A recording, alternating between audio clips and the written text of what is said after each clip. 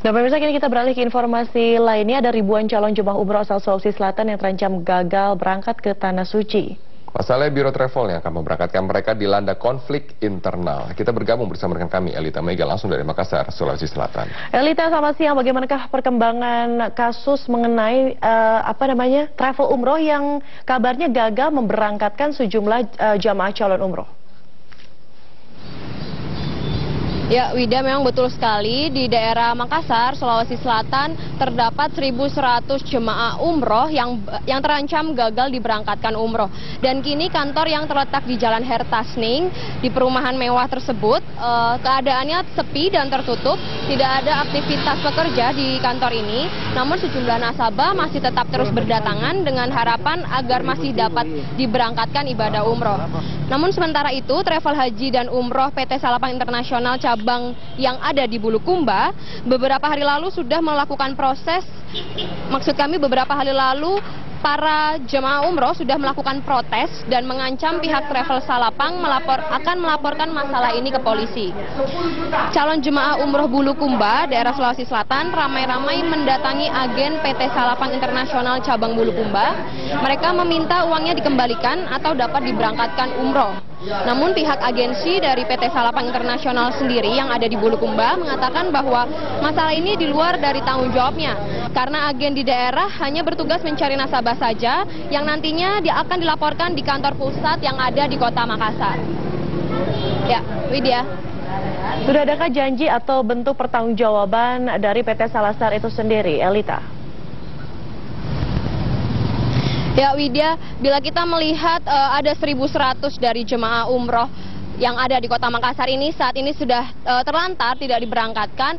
Dan menurut dari pengakuan pihak manajemen sendiri, memang ada konflik internal di antara pihak direktur dengan wakil direktur, di mana mereka pada awalnya mengatakan ingin menginvestasikan uang dari jemaah tersebut dengan cara menginvestasikan melalui gold coin serta usaha pertambakan, maksud kami usaha pertambakan.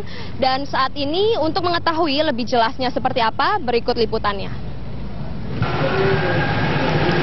Kisruh calon jemaah haji dan umroh yang merupakan nasabah dari travel PT Salapang Internasional kini makin meruncing. Karena direktur dari PT Salapang Internasional bernama Suryati dan wakil direkturnya Ahmad Ghazali sudah saling tuding terkait penyelewengan dana umroh. Dampaknya kini 1.100 nasabahnya besar kemungkinan tidak dapat diberangkatkan umroh. Di salah satu pihak, Suryati menuding Ahmad Ghazali telah membawa kabur uang senilai 8 miliar rupiah milik para calon jemaah haji dan umroh. Suryati menduga uang tersebut dipakai untuk investasi gold coin dan usaha pertambakan. Secara terbuka, Suryati mengakui semua aset yang dimiliki oleh PT Salapang Internasional, termasuk sejumlah mobil yang sudah diambil oleh nasabahnya. Namun, Suryati berjanji berusaha semaksimal mungkin akan mengembalikan uang para calon jemaah haji dan umroh yang gagal diberangkatkan. Itu aset-aset Salapang yang ada sama saya itu saya berikan ke jemaah. Dan jemaah juga artinya tadinya tidak mau karena tidak sesuai dananya, tapi mungkin dia pikir sebagai jaminan. Karena saya tetap bertanggung jawab mengembalikan dananya, walaupun itu sudah tidak 100%. Suryati selaku direktur menambahkan, sebagian besar kebijakan strategis PT Salapang Internasional dikendalikan oleh Ahmad Ghazali. Ini terjadi lantaran dirinya tidak memiliki pengetahuan apapun dalam pengelolaan sebuah travel manajemen haji dan umroh. Semua dana PT Salapang Internasional yang diminta Ghazali dituruti saja hanya dengan modal kepercayaan semata. Dan kini Suryati telah melaporkan Ahmad Ghazali ke Polda Sulawesi Selatan. Sebaliknya, Ahmad Ghazali melalui pengacaranya membantah telah membawa kabur uang 8 miliar rupiah milik calon jamaah haji dan umroh, sebagaimana tudingan kepadanya. Namun, terkait investasi gold coin dan pertambakan, Ahmad Ghazali melalui sambungan telepon membenarkan hal itu. Itu dengan cara memutarkan uang dengan membeli gold coin serta tambak. Tapi apakah itu benar? Apakah tidak seperti gali lubang tutup lubang, Pak? Tidak, jadi awalnya itu memang gold coin, tapi tersendat satu kali karena di bandara itu tidak boleh membawa uang banyak. Jadi tidak sempat diputar.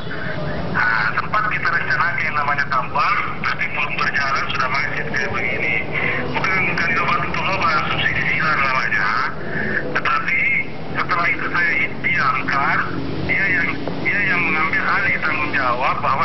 saya bisnis euro. Bila melihat pedoman dari Kementerian Agama, seharusnya biaya yang digunakan untuk umroh adalah minimal 23 juta rupiah per orang. Sebaliknya, PT Salapang Internasional berani membuka promo dengan harga 10 juta rupiah per orang. Namun kini akibatnya, ribuan calon jemaah haji dan umroh sebagai nasabahnya menjadi korban. Dari Makassar, Elita Mega, Nur Hidayat, Metro TV. Ya, Wida, memang akibat dari buruknya pengelolaan manajemen dari pihak travel PT Salapang Internasional, kini para jemaah umroh sendiri merugi miliaran rupiah. Dan untuk mengetahui informasinya, berikut kami tampilkan daftar dari jemaah umroh yang ada di daerah Sulawesi Selatan, yang merupakan nasabah dari PT Salapang Internasional.